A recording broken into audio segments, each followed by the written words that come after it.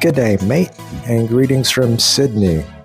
Today we are going to be talking about our trip on this leg of our journey. We took a nice 3.5 hour flight from Auckland down to Sydney, and we truly enjoyed it. So we're going to be talking today about cost, the whole deal, how much we paid for lodging, and what we did on this journey. So I hope you enjoy. Our first stop here is in Chinatown, and here we actually stopped by Market City. We stopped here because it was raining, and really it was raining the entire time, but it was a really good trip. We enjoyed it a lot, and very convenient and very clean in terms of cities. But this is the first stop here. We went to Chinatown and kind of just took in some shopping. This is where you want to go if you're looking for cheap souvenirs. So if that's something that you always do in terms of your trips, where you buy souvenirs for your friends and family, this is where you want to be. And it's a really, really short trip on the train system. They have an excellent metro system here where you can access basically anything from your hotel. A little more on their metro system. Sydney has one of the most impressive metro systems that we've seen. They have great trains that run on time usually. They have ferries that go from the port all the way out to Manly Beach and all of these other areas across the harbors that they have. And it also has a bus system that is quite convenient and generally pretty affordable. The metro system, you have to get an Opal card, or you could just use your bank card to purchase a one-way fare, and it's generally pretty cheap. But I would strongly suggest traveling this way, even if you are a tourist.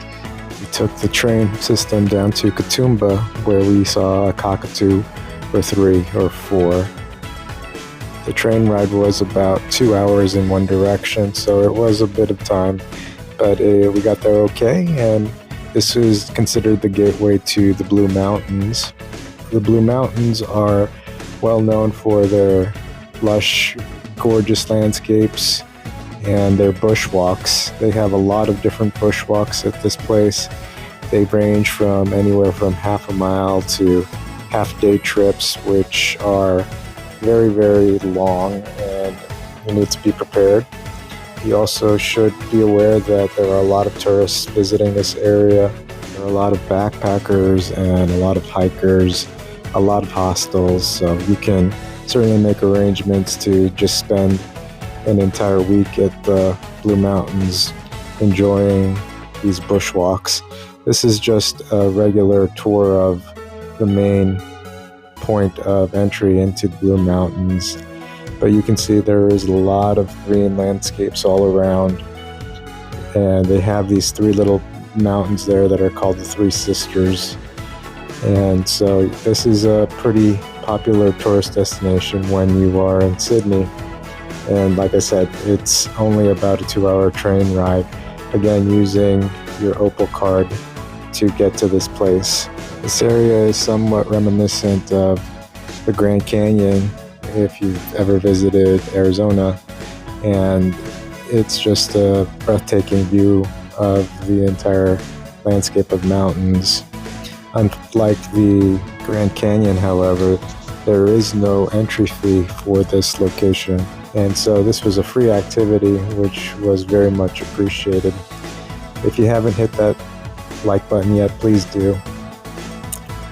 As we left Katoomba, we again passed a few different cockatoos, and we made our way the following day to Darling Harbour. Again, it was raining, so we had to look for some indoor activities. We decided to visit the aquarium, which is a pretty popular area in Sydney.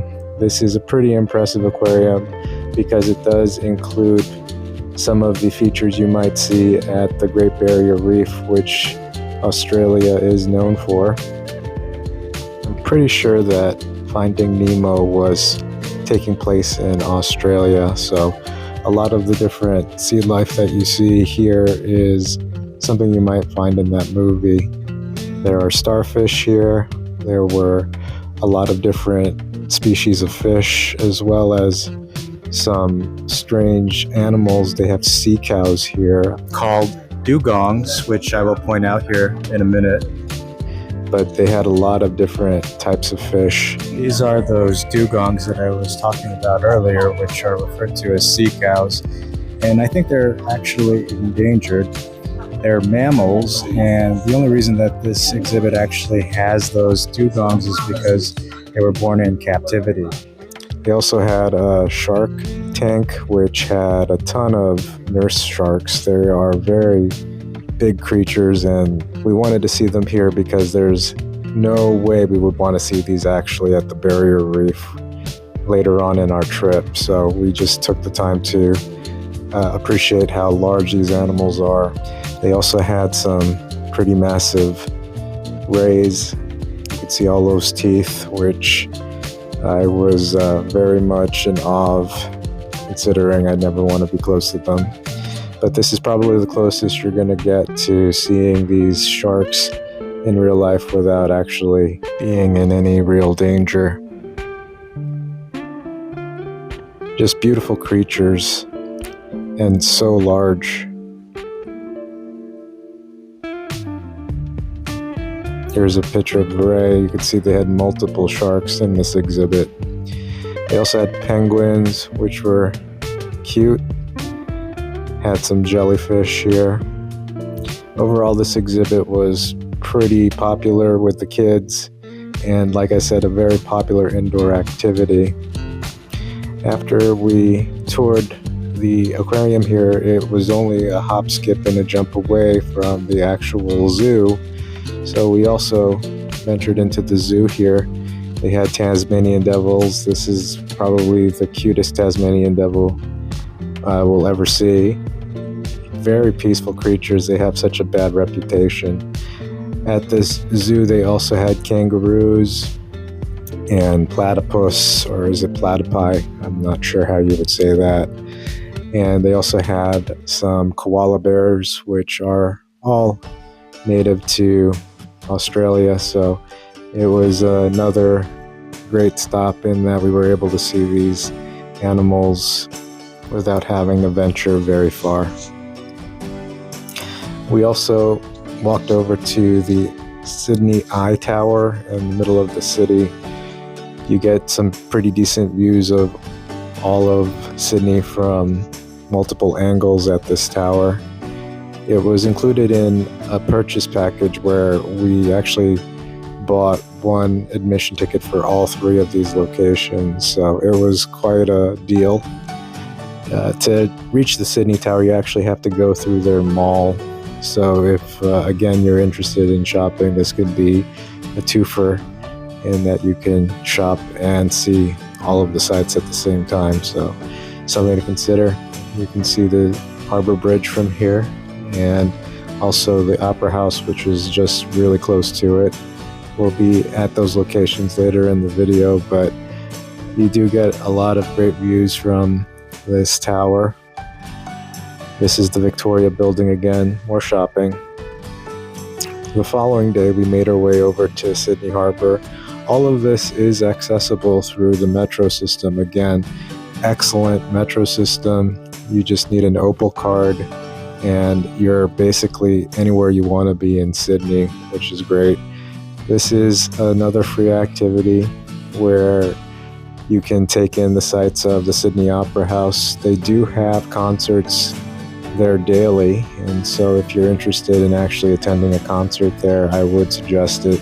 They do have cheap matinee tickets for about $45 to $50. So if that's something that interests you, it might be worth it. On top of the Harbour Bridge here, you can see a few people doing this Harbour Bridge walk on top of the bridge if you're crazy enough to do that. Right next to the Opera House was this Royal Botanical Garden, which we took the time to appreciate as well. It was, again, a very rainy day, but we made the most of it, and really just a very nice, peaceful day. The next day, we made our way over to The Rocks. The Rocks is one of the older neighborhoods in Sydney, and this is actually where you would access the Harbour Bridge.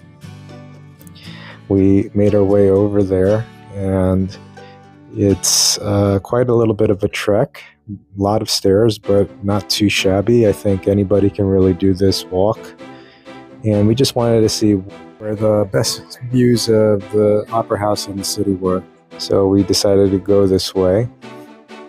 At the Harbor Bridge, they also have a little museum at the end of it where you can actually see the story of how the Harbor Bridge was built. It was a museum that you did have to pay to see, so we skipped on that. It was about $30 from what I can recall. But you could see the Sydney Opera House from this vantage point. It looked great, but there is one other place that I thought had better views.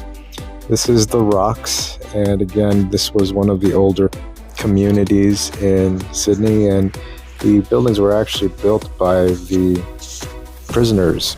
So the following day, we did take one of the ferries out to Luna Park, which is just right across the way. It is literally a 10-minute ferry ride.